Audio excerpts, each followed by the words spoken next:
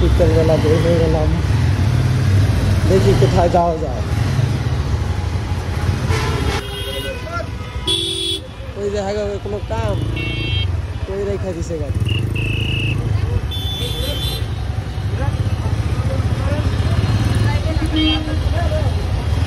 আরেকজন মাঝখানে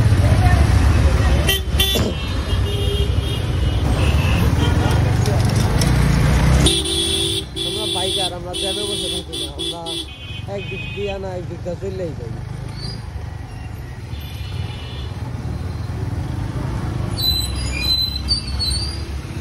এই ছোট একটা রোডে এত বড় ট্রাক ঢুকলে তো পুরোটাই জ্যাম হওয়ার কথা।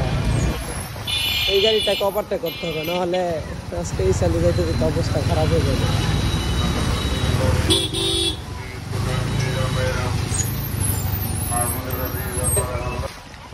এখন বলি আমরা এই শালি কিসের জন্য যাই? এই শালি যাই আমরা মূলত পুরি খেতে। এখানে পুরি পাওয়া যায় খুব ভালো, 3 টাকা করে পিস, 10 পিস 30 টাকা। এবং ওইখানে সকল ধরনের সবজি পাওয়া যায়, মাছ পাওয়া যায়, একদম টাটকা টাটকা সব কিছু, কোনো ফরমালিন মারা থাকে না। তার জন্যই আমরা যাই। একবার গ্রাম অঞ্চল, আপনারাও চাইলে আইসা ঘুরে যেতে পারেন। এটা হলো গাজীপুরের ভিতরে পড়েছে বিশালিকা। মীরের বাজার দিয়ে যাওয়া যায়, সব দিক দিয়ে যাওয়া যায়। ইসালি সবাই চিনি আর কি মোটামুটি।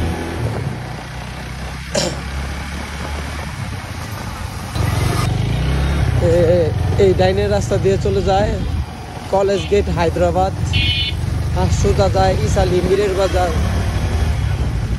আমরা যাবো এখন বামে, বামে ইসালি।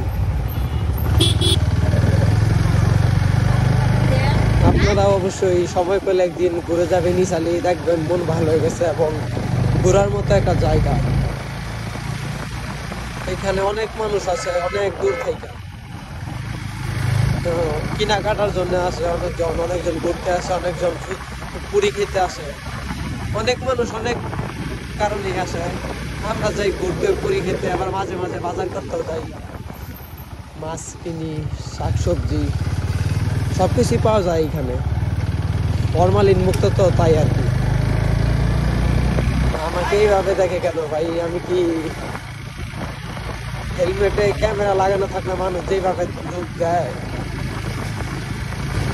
আবার অনেকজন বলতে পারেন ইসালি কি কোনো সাপ্তাহিক হাট বসে নাকি? না, এটা প্রত্যেক দিনই বসে, কিন্তু সাপ্তাহিক হাটের মতোই,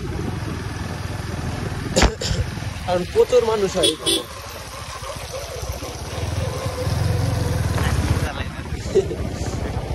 আমরা ইচ্ছা করছি যে কাকায় না দেখা কি করে আরেকজন, ওই যে আমরা ইচ্ছা করছি আজকে মোটামুটি মানুষ কমই, আজকে বৃষ্টির জন্য মানুষ আসে নাই।